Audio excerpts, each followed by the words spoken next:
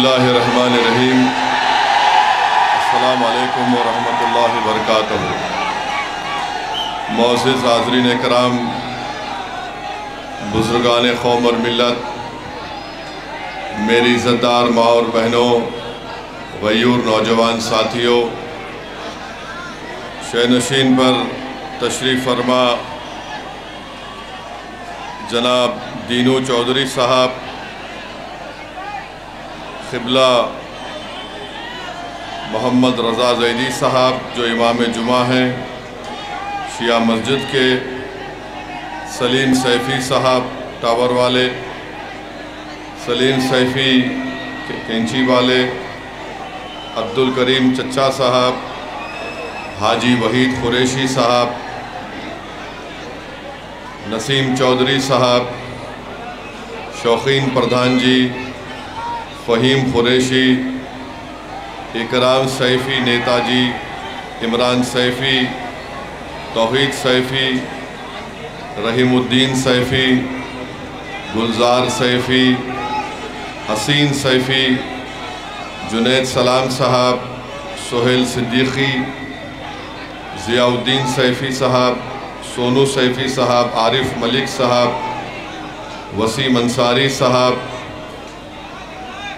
Doctor रियाज सैफ़ी साहब, Chavez Saifi साहब, हाजी अनीस सैफ़ी साहब, अब्दुल्ला कुरैशी साहब, हाजी सलीम सिद्दीकी साहब, सगीर सिद्दीकी साहब, हाजी रियाजुद्दीन सैफ़ी साहब, सलाहुद्दीन सैफ़ी साहब, समीरुद्दीन सैफ़ी साहब, इकराम सैफ़ी साहब, अब्दुल करीम साहब,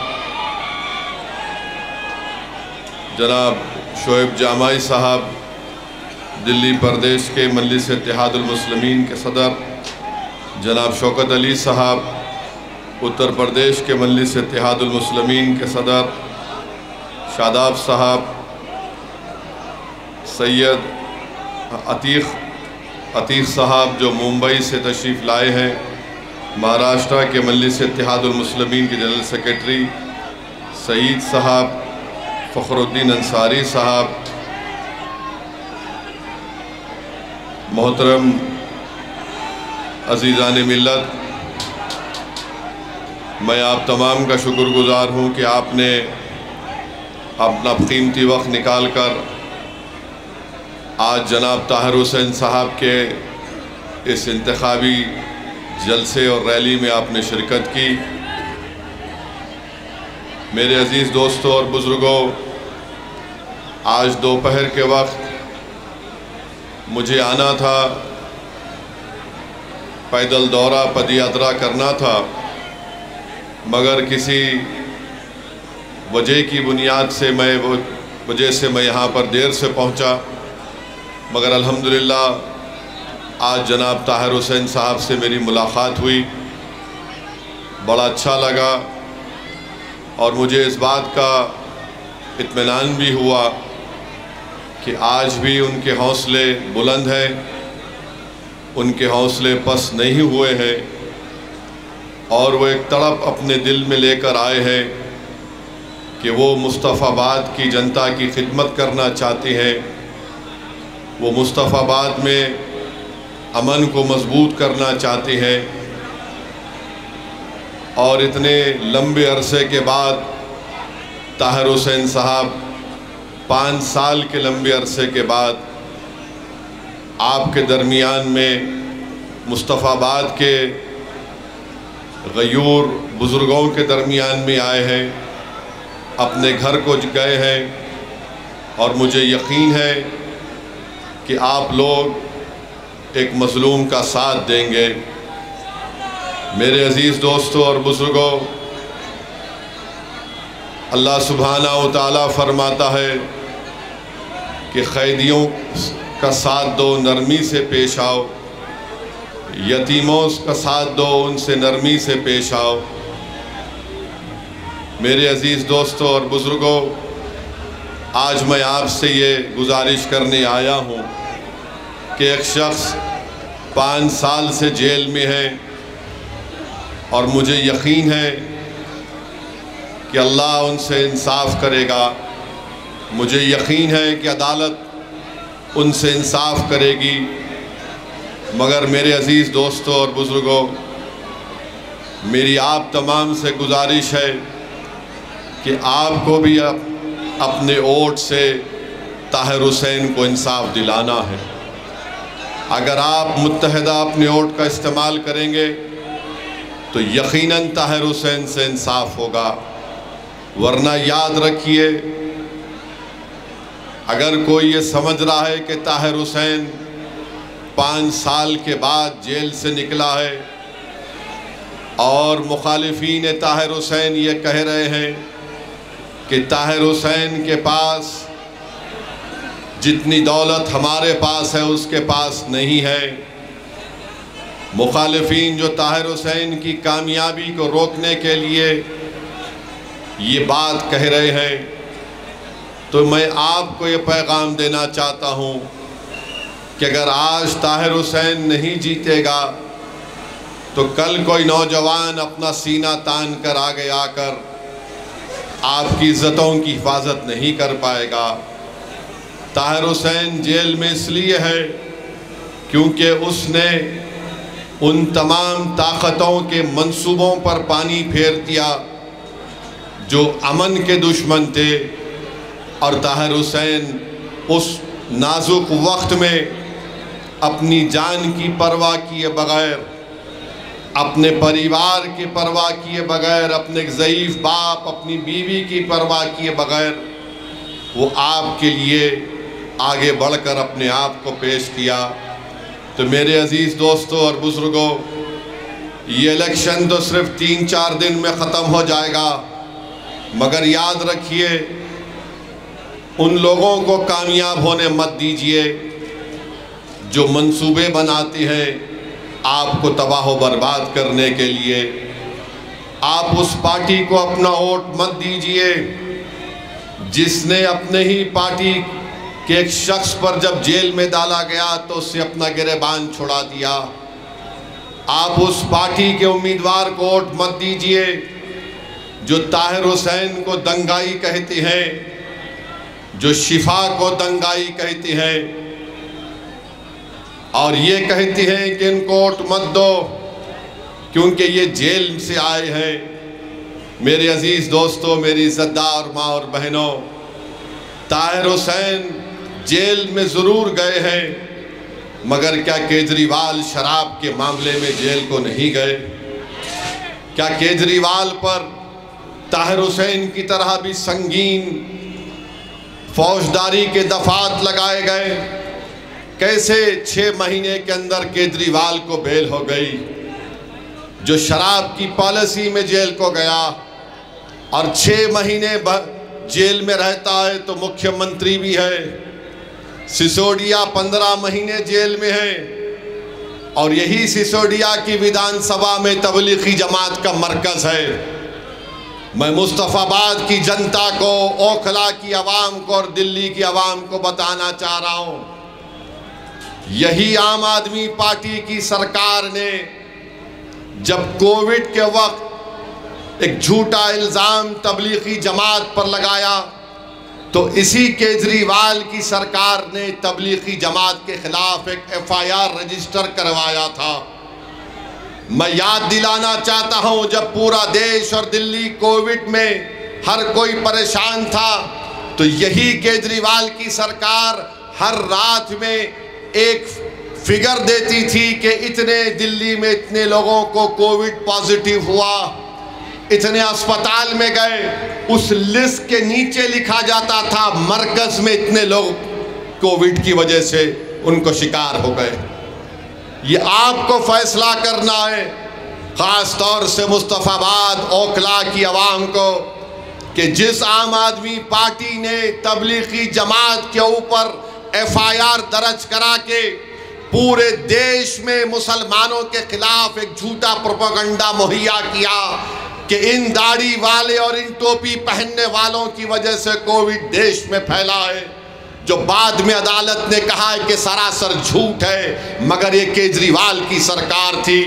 जब 5 तारीख को डालने जाएंगे तो याद रखो, जिसने तुम्हारे खिलाफ नफरत की दीवार और आंधी को खड़ा किया क्या तुम उसको वोट दोगे जो इल्जाम झूठा साबित हुआ? मैं जानता हूं कितना जुल्म हुआ, मैं जानता हूं कि कितने लोग मरकज में फंसे हुए थे।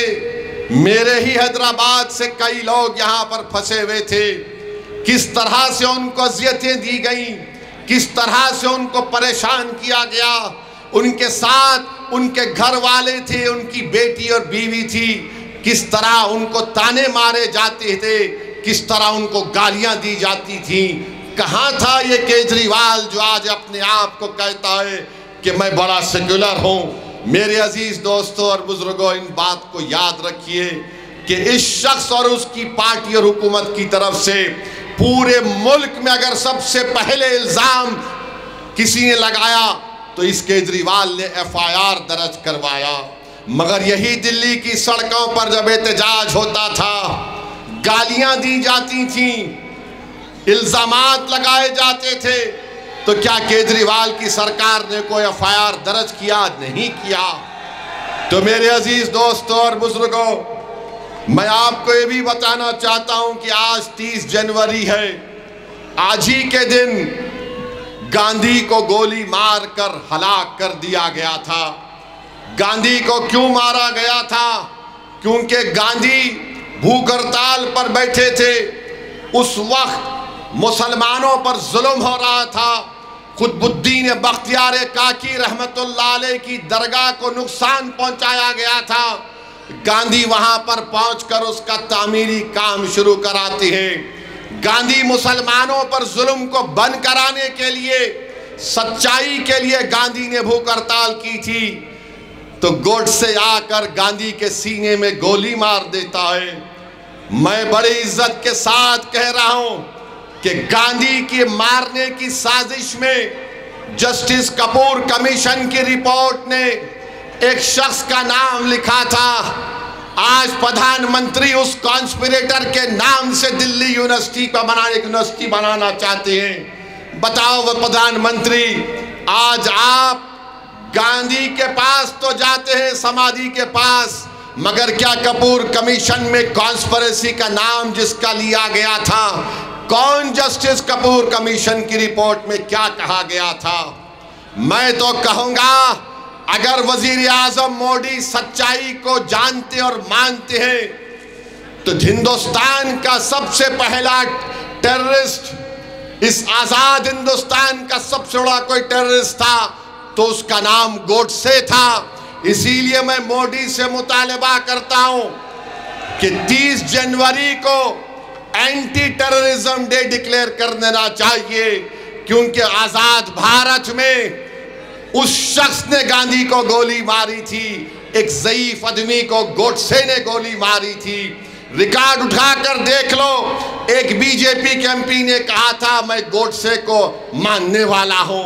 बताओ मोदी जी, आपके पार्टी में ऐसे लोग भी हैं जो गोडसे के भक्त हैं। मेरे अजीज दोस्तों और बुजुर्गों, एक और अहम बात मैं आपके सामने रखना चाहता हूं। मुस्तफाबाद की बाज गली कूचों में, आपके इलाकों में मुझे फिरने का मौका मिला। मुझे आज तक समझ में नहीं आया कि इस इलाके में लोग इंसान बसते हैं, मगर यहाँ पर मोहरियों का पानी बहता है, यहाँ पर कचरे के अंबार हैं, यहाँ पर गंदगी की सफाई का कोई इंतजाम नहीं है और पीने का पानी दस्तयाब नहीं है। तो मोदी और केजरीवाल एक नूरा कुश्ती लड़ रहे हैं। मोदी और केजरीवाल ये एक सिक्के के दो रुख हैं। भारत में अगर झूठों का कंपटीशन होगा तो कौन फाइनल में आएगा? दो लोग जरूर फाइनल में आएंगे, एक मोदी और दूसरा केजरीवाल। ये कहता है कि पानी में जहर है, मोदी कहते नहीं है। अरे पानी तुम नहीं पिलाते और तुम जहर उगल रहे हो नफरत की फिजाओं में इजाफा करके। अरे पानी तुम नहीं देना चाहते केजरीवाल, तुम प्यासा रखकर मारना चाहते हो।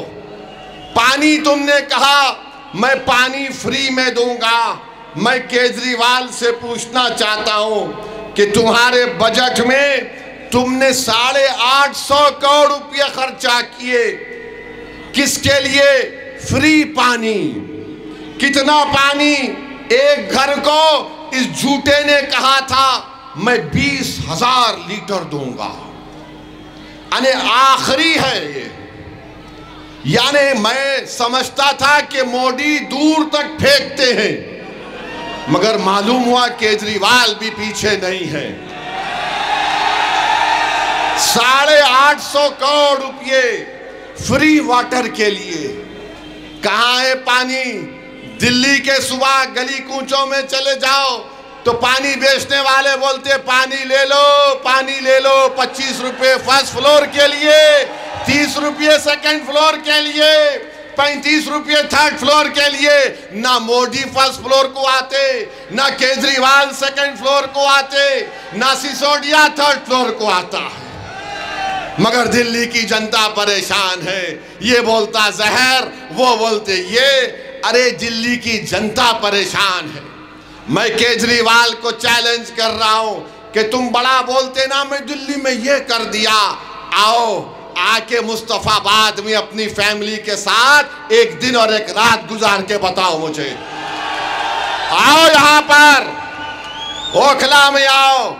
ओखला में तो अगर किसी को माउंट एवरेस्ट का पहाड़ देखना है, पूरा दिल्ली का कचरा लाकर ओखला में डालते। मुझे यकीन है कि ओखला की जनता उस कचरे को भी फेंकेगी और केजरीवाल के कचरे को भी निकाल कर फेंकेगी।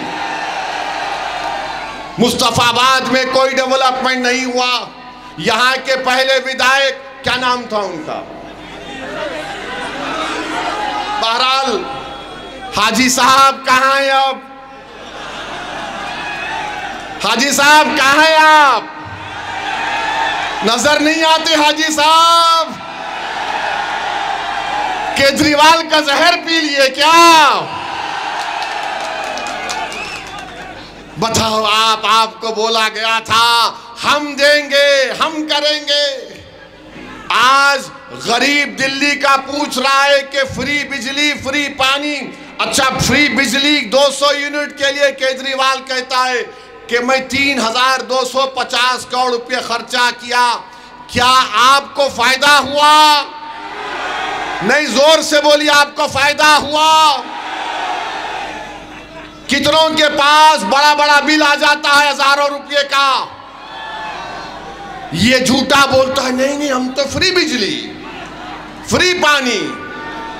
अब ये केजरीवाल बोल रहा है कि मैं अगर जीत गया खुदा ना खास्ता तो एक एक महिला को 2100 रुपये दूंगा।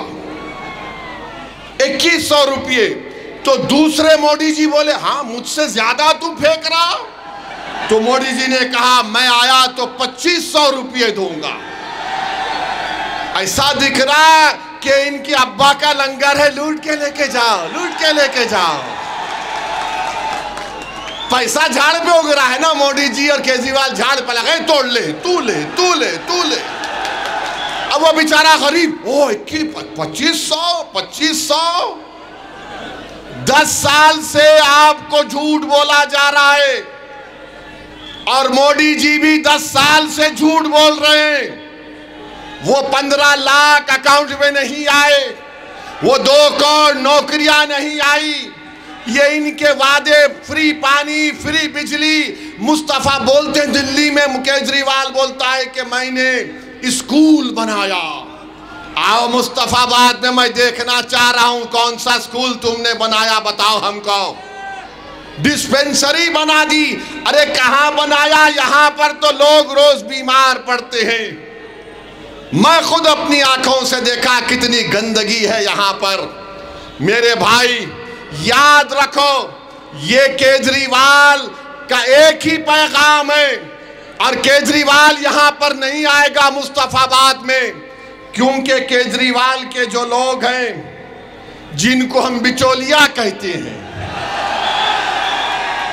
जिनको बेचवान कहते हैं, ये कहेंगे कि पप्पा जी आप मत आइए, डैडी आप मत आइए, हम मुस्तफाबाद की जनता को बीजेपी का डर दिखा देंगे, ये गंदगी को भी भूल जाएंगे, पीने के पानी को भी भूल जाएंगे और आपको वोट दे देंगे। अरे बिचौलियों और केजरीवाल के चमचों, अब एक ताकत उभरी है मजलिस ताहिर हुसैन के नाम से। तुमको देखना हम दिखाएंगे यहां पर अब क्या होगा इंशाअल्लाह ताला। बताइए आप डर डर कर, अगर आप एक सवाल का जवाब दीजिए।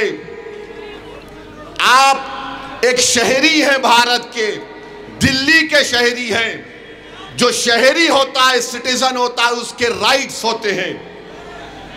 वोटर होता है तो खाली वोट दे के चले जाता, मुझे कोई फर्क नहीं पड़ता, मैं गंदगी को भी कबूल कर लूंगा, पानी नहीं मिलेगा तो भी कबूल कर लूंगा, घर में बच्चे बीमार पड़े तो कबूल कर लूंगा, कोई 5 साल जेल में सड़ता रहे उसको कबूल कर लूंगा।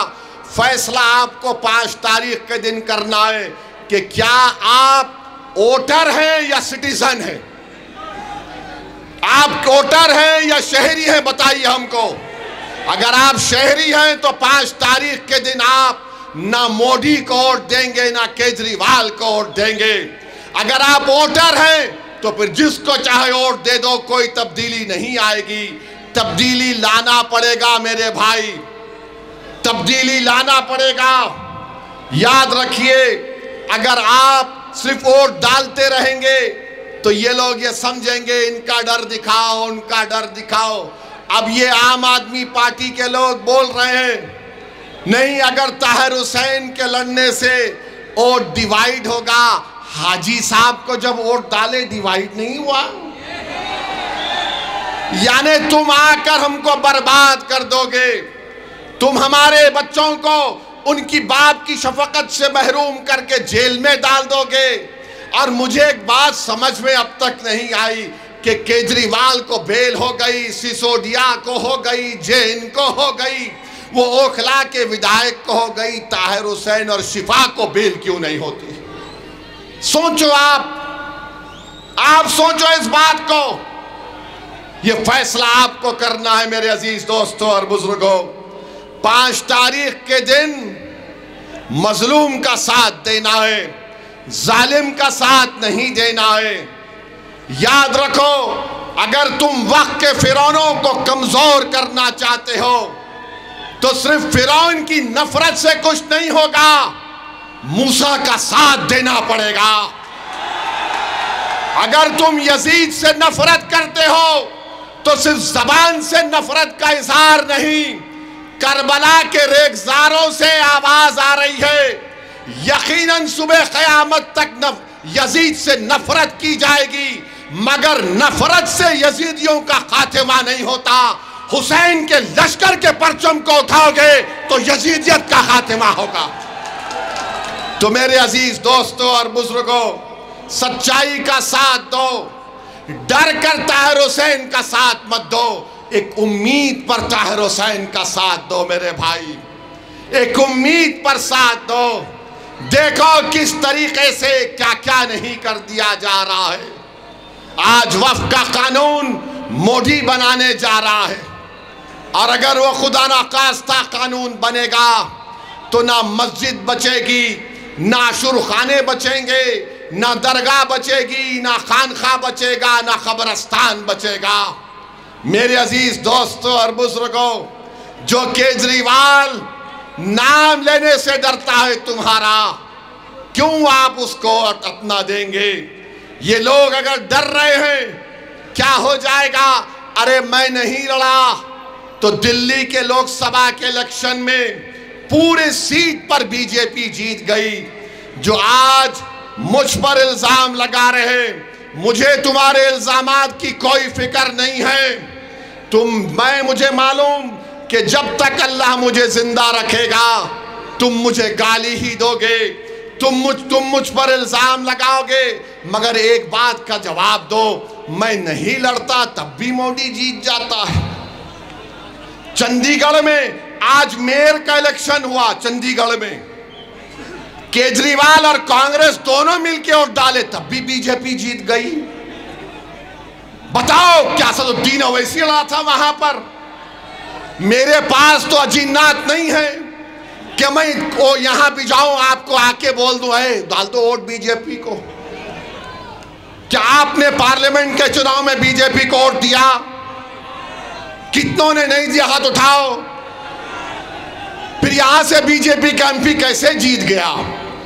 केजरीवाल की वजह से जीता, ये अखिलेश यादव की वजह से जीता, इनके वोटों की वजह से मोदी जीतता है। ये इलेक्शन जीते या ना जीते आफत किस पर आती है? मेरे घर पर आती है। बुलडोजर केजरीवाल के घर पर नहीं चढ़ता, मेरे घर पर चलता है। गोश्त के नाम पर केजरीवाल को नहीं मारा जाता, मुझे मारा जाता है। बुरखे के नाम पर किसको गाली दी जाती है? मेरी बेटी को गाली दी जाती है। आतंकवादी एंटी नेशनल किसको कहा जाता है? ओवैसी को कहा जाता है।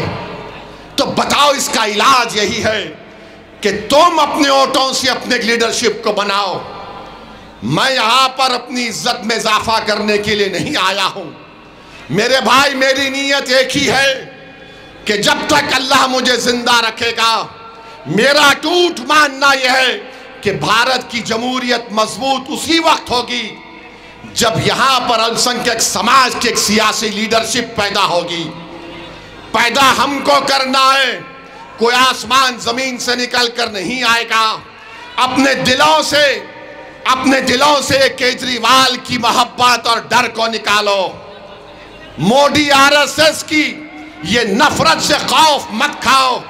अरे कभी अपने फैसलों पर भरोसा करो। आज तुम कब तक डर डर के वोट दोगे? 40-50 साल से हम सिर्फ डर कर वोट दे रहे। आज एक मंजलिस आपके दरमियान में आई है, आप बेखौफ होकर मंजलिस का साथ दीजिए। ताहिर हुसैन के हक में अपने वोट का इस्तेमाल करिए। ये जीतने वाला कैंडिडेट है। अगर आप वोट का सही इस्तेमाल करेंगे, ताहिर हुसैन की कामयाबी होगी। आज मुझे बड़ी तकलीफ भी हुई कि हमारा ताहिर जेल से निकल कर तो आया है पेरोल बेल पर, मगर इतनी पुलिस उनके अतराफ में है। मेरे भाई, इज्जत भी इंसान की बहुत बड़ी चीज होती है। भारत के संविधान में डिग्निटी एक फंडामेंटल राइट है। बताओ क्या हो जाएगा अगर आज तुम बेदार नहीं होगे?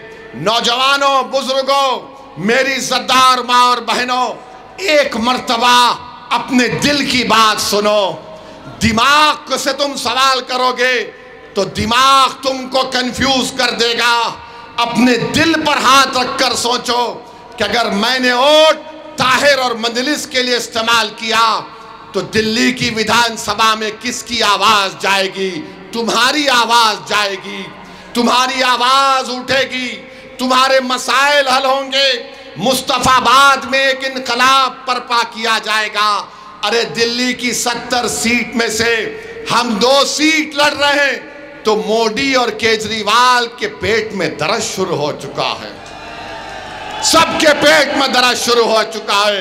बहरहाल मेरे अजीज दोस्तों और बुजुर्गों, आपसे सिर्फ इतना ही अर्ज करना है कि 5 तारीख के दिन पतंग के निशान पर बटन दबाकर अपने इत्तेहाद को कामयाब करिए। डरने और घबराने की जरूरत नहीं है। अपने हिम्मत और हौसले को बुलंद रखिए। हाथ उठाकर नारा लगाइए, नारे तकबीर, नारे तकबीर। ताहिर हुसैन, ताहिर हुसैन।